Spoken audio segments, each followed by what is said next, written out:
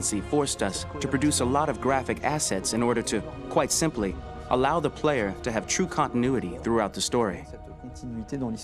Honestly, we were even surprised by the challenges that come with such a big tree structure, and we did our best to guarantee quality across all the game and make sure that whatever path you choose within this narrative space, you will have an equally good experience.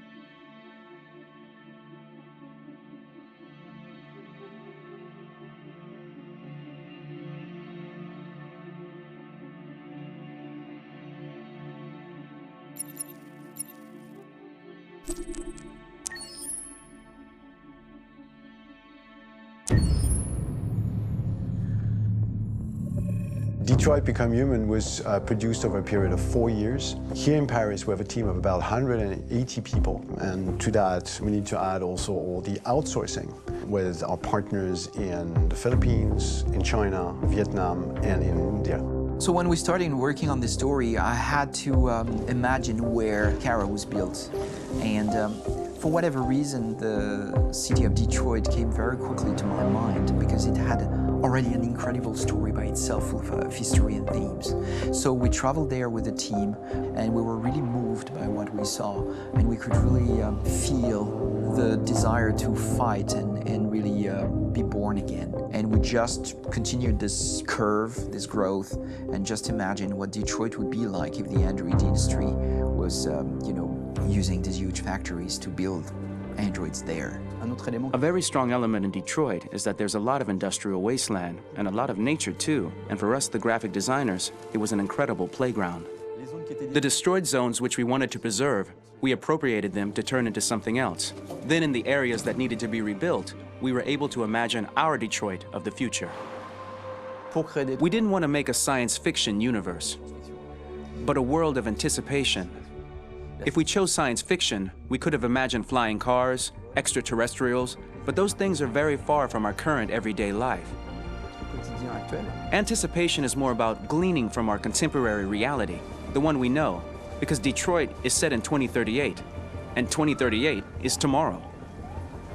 The difficulty we had was sticking to reality.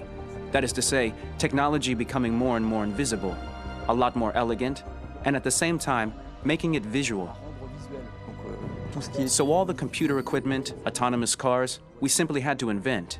They are in fact very technological objects, but at the same time remain very credible and ingrained in reality.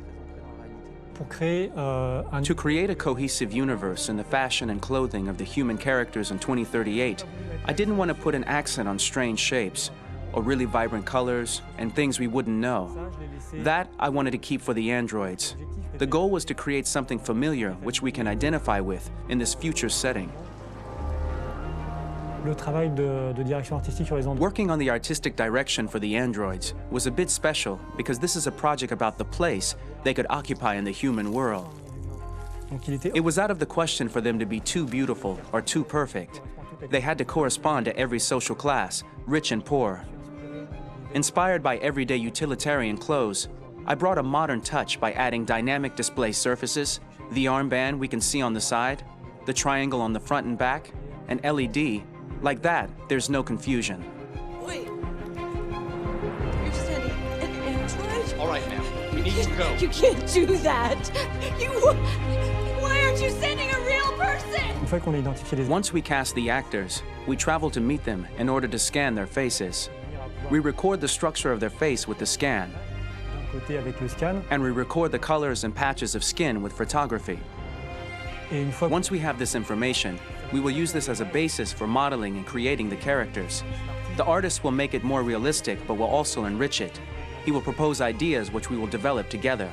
Finally, we will have a character with character who corresponds to the project and the world. When the actors come to Quantic Dream, we show them the design, what their image will be, and what they will look like in the game. This extra information gives them another dimension and color to connect with emotionally. It helps them think about how to play their character. Your mission. That's all you care about, huh?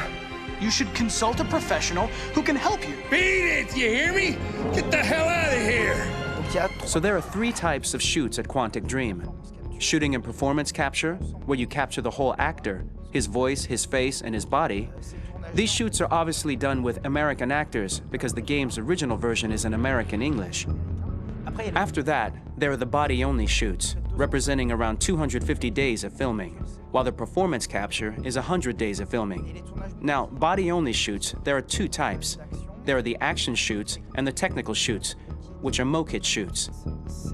Mokit is when the player controls a character on the screen, and he moves in an environment to explore it.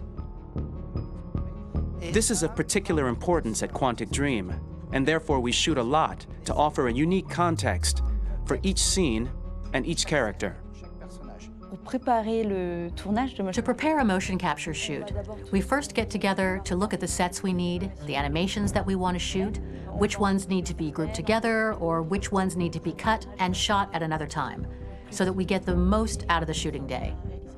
This often means shooting scenes out of order, especially those with big props or accessories, like a big car, for example.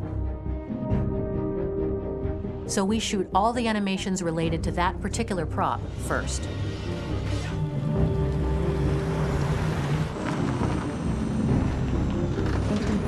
The biggest challenge for the mocap team was shooting a Spider-Man mo-kit.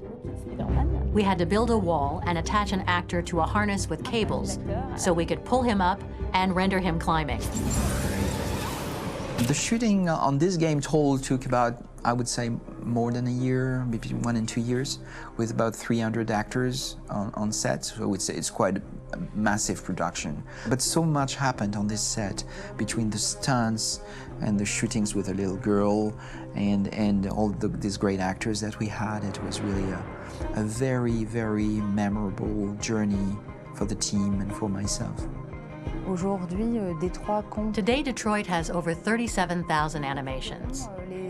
When we retrieve the motion capture data, it's just a cloud of points, which represent all the markers worn by the actors.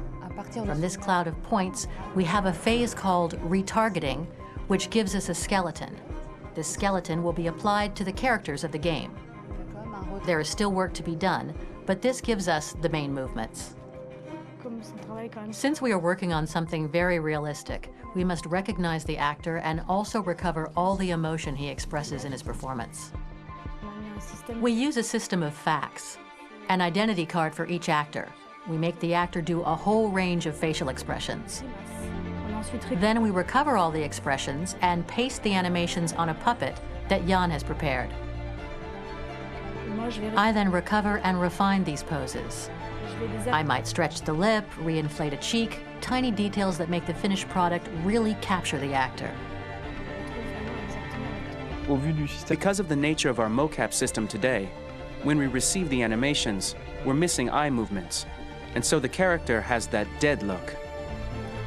He really has no eyes, so then it's a big part of the work for the animators to find the regard of the actor in relation to his position, in relation to the body, etc. It was crazy when I saw the newest model for Kara, because they've been working on it and working on it, and this was the first time I literally jumped in my seat. It not only looked so much like me, it was the fact that it looked so lifelike. It wasn't that it looked just like it was a camera, it was something else, you know, but it looked alive. It's exciting, and it's kind of terrifying. Game after game, we learned the rules of optics and filming, and our goal with Detroit Become Human was to have cameras that would actually emulate the optics of a real physical camera. So basically dealing with real-world imperfections was our main task, and just to make cameras look as real as we can. Once the animations are shot and processed by the animation department, integrated and polished, we film them. That is to say, we really do a mise en scène, as in cinema. The real difficulty of our job is to know if these cameras are telling us something. Are they in the emotion of the scene? Do they describe exactly what the action must convey, what must be felt?